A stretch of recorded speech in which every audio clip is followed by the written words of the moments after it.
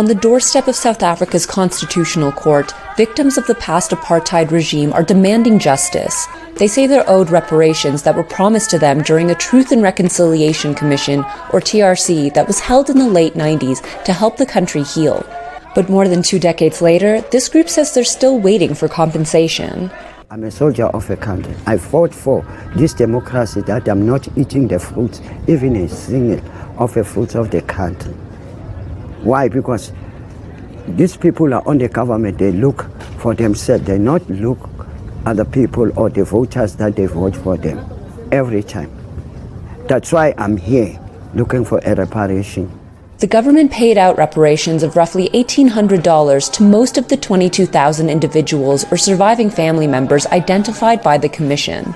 But advocacy groups representing the protesters claim more people were deserving and are seeking a fight in the courts. As of the time that COVID hit, I had about 104,000 members who probably qualified.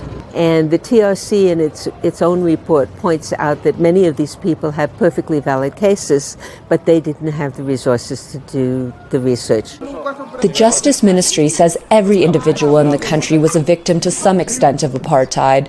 The settlement was viewed by all sides as a first step towards healing in what has become the most economically divided countries in the world. The ministry says it has met the protesters on at least 4 occasions and is investigating a few claims that may still qualify for repayment.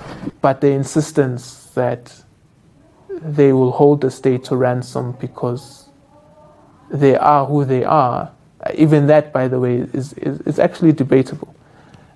If you're not able to identify yourself as someone who appeared before the TRC Commission, how do we really know who you are, and how do we really know that your claim is legitimate? The protesters are not alone in scrutinizing the government. Across the country, there are regular protests over failures to deliver basic services, from electricity to housing.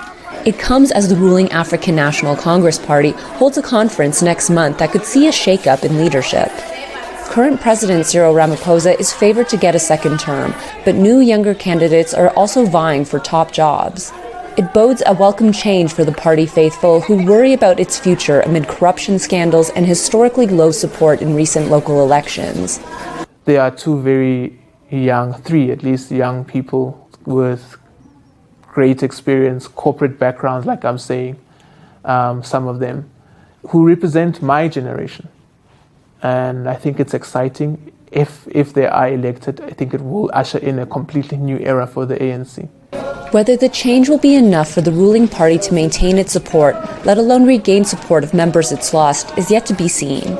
People must look around, people must get what they need. But the government of the ANC is not doing anything. That's why I leave the ANC.